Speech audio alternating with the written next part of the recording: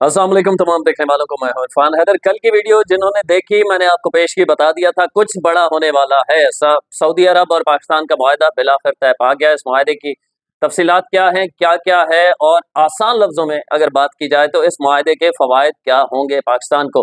खान साहब के लिए एक अच्छी खबर है जी, 190 मिलियन पाउंड बिल आखिर लग गया है। उसकी सजा मुअत्तल हो सकती है, खान साहब जेल से बाहर आ सकते हैं। उम्मीद लगाने वाले उम्मीद लगाए हुए हैं और उम्मीद पे दुनिया कायम है, उम्मीद रखनी चाहिए, क्योंकि जब भी वो बाहर आएंगे इन्हीं अदालतों से बाहर आएंगे और किसी डील के थ्रू या जो भी हो, तो वो भी अदालतें ही रास्ता बनाती हैं। जब नवाज शरीफ मुल्क से बाहर गए थे एक डील की सूरत में, तो अदालत ने ही लिख के दिया था कि कब कैसे कितने दिन के लिए जा सकते हैं, और फिर बाद में अदालत ने किस तरह खामोशी अख्तियार की, आपके इल्म में।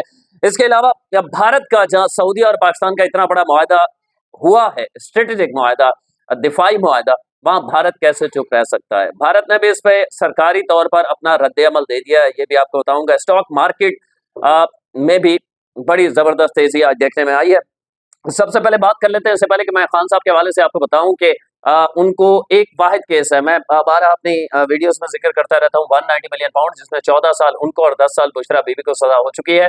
अगर ये सजा मुअत्तल हो जाती है तो खान साहब को जेल में रखना पॉसिबल नहीं होगा जब तक कि तोशाखाना 2 केस का फैसला नहीं हो जाता। अगले 2 हफ्ते मजीद लगेंगे। बज़ाहिर ये लगता है कि तोशाखाना 2 केस के हवाले से इस हवाले से मैं आपको बताऊंगा, लेकिन पहले बात कर लेते हैं हम पाकिस्तान और सऊदी अरब के दरमियान स्ट्रेटेजिक मुआहदा, दिफाई मुआहदा तय पा गया, दस्तखत हो गए हैं। पाकिस्तान और सऊदी अरब पर जाहिरियत दोनों मुल्कों पर हमला तस्वुर होगा।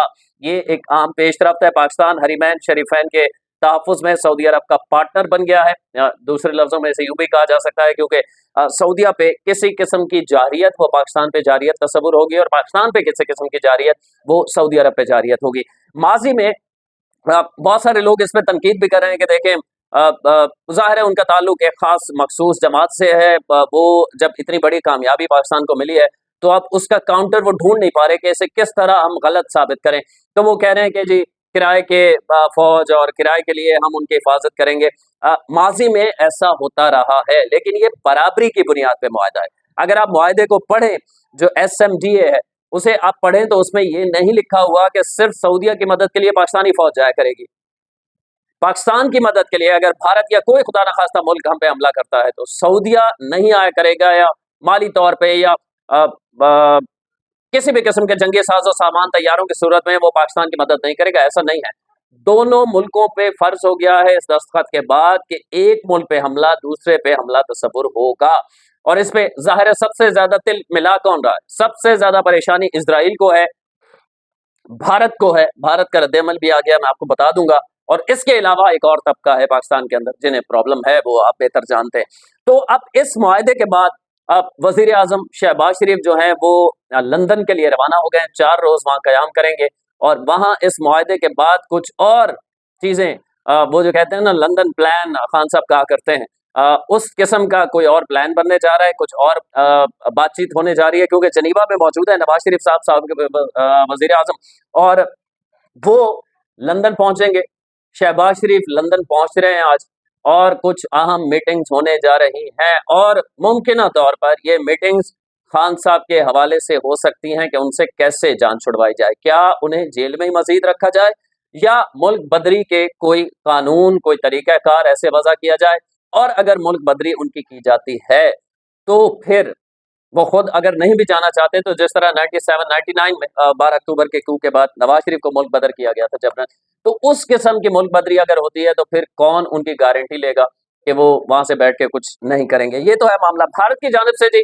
इस मुआहदे के बाद सबसे परेशानी मैंने आपको कहा भारत और इसराइल को है। भारतीय तर्जुमान, भारतीय वजीर खारजा रणधीर जायसवाल एक एक्स पर उन्होंने ट्वीट में अपने रद्द-ए-अमल का इजहार किया है। वो कहते हैं कि भारतीय हुकूमत पाकिस्तान सऊदिया दरमियान जो इस पेशरफ से आगाह था, हमारी हुकूमत मुकम्मल तौर पे भारत यानी आगाह थी हुकूमत, दोनों ममालिक के दरमियान दिफाई मुआहदे के दस्तखत शुदा रिपोर्ट्स देखी हैं।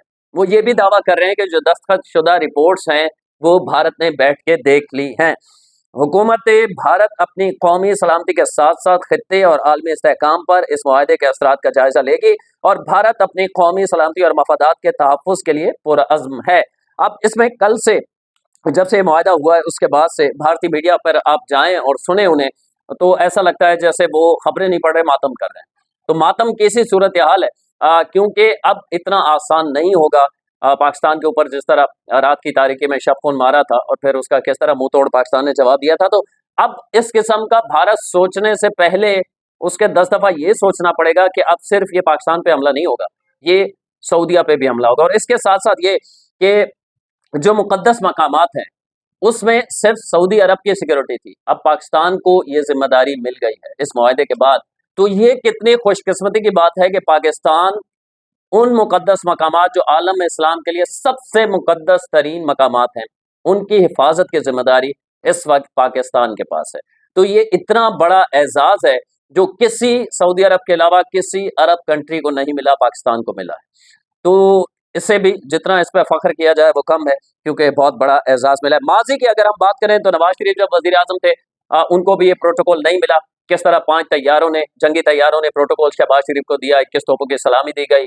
फिर जो प्रोटोकॉल वहां पे देखा गया तो सारी दुनिया हैरान थी कि अमेरिका के सदर को या प्यूटन को इस तरह प्रोटोकॉल माजी में सऊदीया दे चुका है। पाकिस्तान के हवाले से ऐसा कुछ नहीं था, इवन के भारत के हवाले से भी ऐसा कुछ नहीं था। तो वहीं से कल वीडियो में मैंने आपको इसलिए बता दिया था कि कुछ होने वाला है, नजर आ रहा है कि कुछ बड़ा होने वाला है, वो बड़ा हो चुका है। अब इसमें हामिद मीर साहब जी सीनियर जर्नलिस्ट हैं, उनके ख्यालात हैं, तजिया है उनका, खबर है। बहरहाल उन्होंने जियो से गुफ्तगू करते हुए कहा है कि माली तौर पर पाकिस्तान को इसके बहुत सारे फवायद होने वाले हैं। अगले 1-2 हफ्ते में कुछ बड़े सऊदीया की जानिब से ऐलानात होंगे, पाकिस्तान में बड़ी इन्वेस्टमेंट हो सकती है, कोई बड़े पैमाने पर कोई यहाँ पे इंडस्ट्री लगा सकते हैं, वो काम कर सकते हैं।